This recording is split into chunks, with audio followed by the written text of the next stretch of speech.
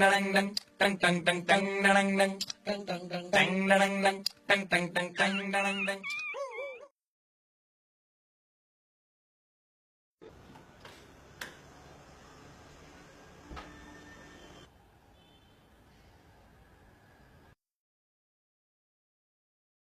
हुआ?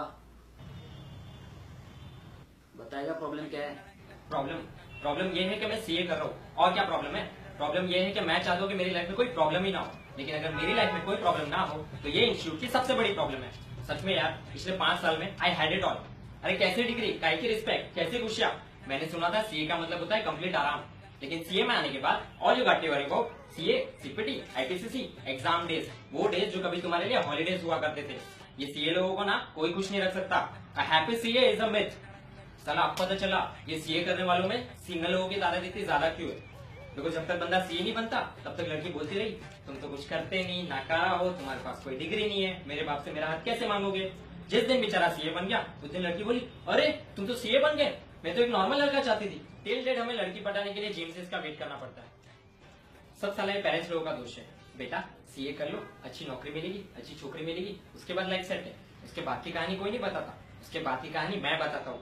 यहाँ पे 12 का पोर्शन भी खत्म नहीं हुआ होता कि सीपीटी के क्लासेस चालू हो जाते हैं। उसके बाद मर मार के बोर्ड एग्जाम खत्म भी कर लो तो जून में सीपीटी आ जाता है। जब पूरी दुनिया वैकेशन की प्लानिंग कर रही होती है तब हम अपना सर बुक में सड़ा रहे होते हैं। उसके बाद नसीब से पास हो भी गए तो आईपीसीसी के लिए रजिस्टर करो। कभी सोचा है इंस्टीट्यूट का जो लोगो है उसमें एकदम पंख फैला के क्यों खड़ा है?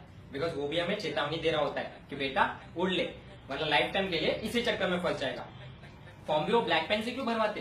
बिकॉज वो हमें जताना चाहते कि तुम अपने हाथों से ही अपनी लाइफ में अंधेरा कर रहे हो। तू ट्राई कर लियो आईपीसीसी फर्स्ट अटेम्प्ट में पास करने की। यहाँ पे लाइफ में फेलियर का मूवी देखा नहीं होगा, लेकिन इंस्टीट्यूट 2-3 अटेम्प्ट तो सिर्फ आईटीएसएम के चक्कर में लगा देती है। साला अब पता चला ये एमबीए इतने सक्सेसफुल क्यों होते हैं और ये सीए इतने स्ट्रेस में क्यों होते हैं। Because they don't have institute to screw their life. IPCC pass करके जब सांस ले रहे होते कि गुलामी के दिन आ जाता है। फिर तुम्हारी लाइफ में आता है बॉस, एक ऐसा प्राणी जिसे लगता है आर्टिकल्स की मारना तो उसका जन्मसिद्ध अधिकार है। ये बॉस लोगों की ना मेंटालिटी बेकार होती है। इनको ऐसा नहीं होता कि हमने हमारे टाइम पे जो अत्याचार से वो तुम्हें सहने ना पड़े, उल्टे का अपना बढ़िया दिमाग लगाएंगे कि बेटा हमने हमारे टाइम पे जो अत्याचार सहे वो सूद समेत हम तुम्हें देंगे। आर्टिकलशिप नहीं, गले का पट्टा है सारा पट्टा। तू ट्राई कर लियो बॉस से छुट्टी मांगने की। साला खुद के घर पे कॉकरोच भी मर जाए तो भी वो छुट्टी लेगा, लेकिन तुम सीए फाइनल के लिए छुट्टी मांग के तो देखो, साला ऐसा रिएक्ट करेगा जैसे साली की बीवी मांग ली हो। एक दिन बॉस को बोला सर 2 दिन छुट्टी चाहिए, बहन की शादी है। तो बोलने लगा मैंने तो अपनी शादी में भी हाफ डे लिया था। साले तुझे तो शादी नहीं करनी चाहिए थी, हमारी मार के जो तेरा पेट भर जाता होगा। और इनको बात बात पे डिस्कशन करने को चाहिए। ऑफिस में काम कर रहा हूँ, कॉल आ जाएगा, आज का वर्क स्टेटस क्या है, बोल रहा हूँ 5 मिनट में मेल कर रहा हूँ। कितना मुश्किल है समझना? हाँ कितना मुश्किल है समझना? अभी मेल कर देगा तो क्या हो जाएगा? अरे अभी मेल कर दूंगा तो तुझे क्या मिल जाएगा मेरे बाप, ठीक से तो कर पाऊंगा नहीं। खुद साले 4 बार डिवोर्स लेके बैठा है। कभी मैंने तेरे से पूछा स्टेटस क्या है, स्टेटस क्या है, स्टेटस क्या है? कैमरा लगा दो दिमाग में। ये सबसे गुजरने के बाद अगर तुम्हें लग रहा है तुमने अपनी लाइफ में बहुत कुछ देख लिया तो यू आर रॉन्ग।